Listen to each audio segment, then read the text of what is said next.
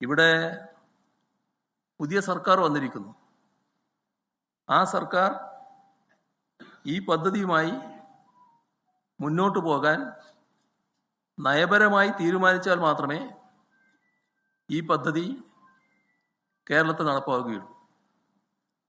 അപ്പോൾ അത്തരത്തിൽ ഒരു നയമാറ്റത്തിന് UDF-നെ പ്രേരിപ്പിച്ച ഘടകം എന്താണ് എന്നതാണ് നാടിനു മുന്നിൽ അവർ വ്യക്തമാക്കേണ്ടത്.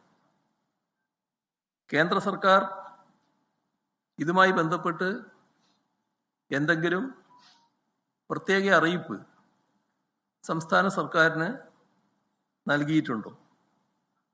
ഉണ്ടെങ്കിൽ അതെന്താണ്?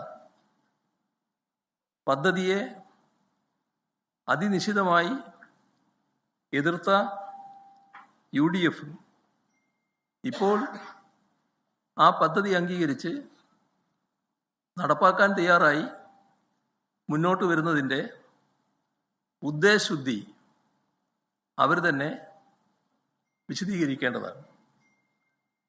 ധാരണാപത്രം റദ്ദ് ചെയ്യാൻ അവകാശമുള്ളതാണ്. കേന്ദ്ര സർക്കാരിന് അവകാശമുണ്ട്. സംസ്ഥാന സർക്കാരിൻ്റെ അനുമതിയോടെ മാത്രം ഭേദഗതി ചെയ്യാനും കഴിയും. സംസ്ഥാന സർക്കാരിനാവട്ടെ പദ്ധതി നടത്തിപ്പുമായി ബന്ധപ്പെട്ട് ഉയർന്നു വരുന്ന ഏതുതരം പ്രശ്നങ്ങളും കേന്ദ്ര സർക്കാരിനെ അറിയിക്കാൻ സ്വാതന്ത്ര്യമുണ്ട്. ഉഭയകക്ഷി ബന്ധത്തിലുള്ള പ്രശ്നങ്ങളുണ്ടാകാം. അവയെല്ലാം കേന്ദ്ര സർക്കാരിനെ അറിയിക്കാൻ അവകാശമുള്ളതാണ്. ചുരുക്കത്തിൽ സംസ്ഥാന സർക്കാർ മുൻകൈയെടുത്താൽ മാത്രമേ പദ്ധതി നടപ്പിലാകൂ എന്നതാണ് അവസ്ഥ. ഈ നടപടി ഇപ്പോൾ നടപ്പാക്കുന്ന രീതിയിലേക്ക് വന്നതിൻ്റെ യഥാർത്ഥ കാരണങ്ങളാണ് UDF വ്യക്തമാക്കേണ്ടത്. നാം വ്യക്തമായി മനസ്സിലാക്കേണ്ട കാര്യം, ഏത് സാഹചര്യത്തിലും ഉപേക്ഷിക്കാവുന്ന ഒന്ന് മാത്രമാണ് സംസ്ഥാന സർക്കാരിനെ സംബന്ധിച്ചിടത്തോളം PM-ശ്രീ പദ്ധതി. ധാരണാപത്രം ഒപ്പിട്ടതുകൊണ്ട് പിന്മാറാനാവില്ല എന്ന് സർക്കാരിന് എവിടുന്നെങ്കിലും നിയമോപദേശം ലഭിച്ചിട്ടുണ്ടോ? ഉണ്ടെങ്കിൽ അതും അറിയുന്നത് നല്ലതാണല്ലോ. പുതിയ അഡ്വക്കേറ്റ് ജനറൽ അത്തരമൊരു ഉപദേശം സർക്കാരിന് നൽകിയിട്ടുണ്ടോ? ഉണ്ടെങ്കിൽ അത് വ്യക്തമാക്കണം.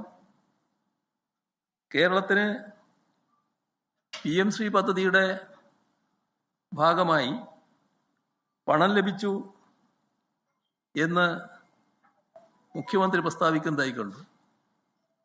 മുഖ്യമന്ത്രിയുടെ ആ വാദത്തിൻ്റെ യാഥാർത്ഥ്യം അതിൽ വ്യക്തതയുള്ളതാണല്ലോ. എന്തിനാണ് വസ്തുതാവിരുദ്ധമായൊരു കാര്യം അദ്ദേഹം പ്രസ്താവിക്കാൻ പോയത്? പാർലമെന്റിൽ ഇതുമായി ബന്ധപ്പെട്ട ചോദ്യങ്ങൾ ഉയർന്നു. ആ ചോദ്യവും മറുപടിയും രഹസ്യമല്ലല്ലോ, പരസ്യമല്ലേ. അതിൽ കേന്ദ്ര സർക്കാർ കേരളത്തിന് PM-ശ്രീയുടെ പണം നൽകിയിട്ടില്ല എന്നാണല്ലോ മറുപടി പറഞ്ഞത്. അങ്ങനെ വ്യക്തത വന്ന ശേഷം വസ്തുതാവിരുദ്ധമായ കാര്യം ഉന്നയിക്കുന്നത്, അതോ മുഖ്യമന്ത്രി തലത്തിൽ ഉന്നയിക്കുന്നത് എന്തടിസ്ഥാനത്തിലാണ്? കേരളത്തിന് കിട്ടിയത് SSK ഫണ്ടാണ്. ഇതിന് PM-ശ്രീയുമായി ഒരു ബന്ധവുമില്ല. SSK ഇനത്തിൽ കിട്ടിയ ഈ ഫണ്ട് പിന്നീട് വിദ്യാഭ്യാസ അവകാശ നിയമവുമായി ബന്ധപ്പെട്ട് ലഭിക്കേണ്ട യൂണിഫോം, പാഠപുസ്തകം, ഈ ഇനങ്ങളിലേക്കൊക്കെ അഡ്ജസ്റ്റ് ചെയ്യുന്ന നിലയാണ് കേരളത്തിലുണ്ടായത്.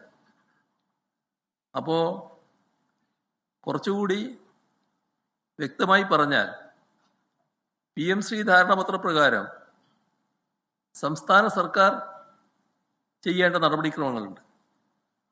അത് സ്വീകരിക്കാതെ, അത്തരം നടപടിക്രമങ്ങൾ സ്വീകരിക്കാതെ കേവലമൊരു ധാരണാപത്രം ഒപ്പിട്ടതിൻ്റെ പേരിൽ ₹1 പോലും കേന്ദ്ര സർക്കാർ അനുവദിക്കില്ല.